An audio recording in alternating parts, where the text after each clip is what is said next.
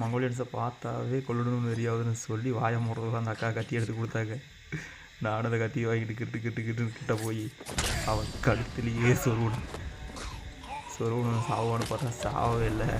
சரி அப்படியே கீழே படுக்க வச்சு அந்த கத்தி உருவி நெஞ்சா 4 சொருவோட அப்படியே செத்து போயிடுச்சு. பயப்பட நான் குத்துனதை பார்த்துட்டு அந்த அக்கா வந்து, டே தம்பி தூங்கிறாரு, எந்திரிச்சு வா, இன்னும் 5 பேர் இருக்கானுங்க எல்லாத்தையும் பொழக்கணும்னு சொல்லி எல்லாத்துக்கும் அதே ட்ரீட்மெண்ட் தான். கழுத்தில் குத்த, காதில் குத்த, தலையில் குத்தின எல்லாத்தையும் குத்தி கொண்டுபிட்டு அங்கே ஒருத்தன் முழு பண்ணியை பொறிச்சிட்டு இருந்தான்.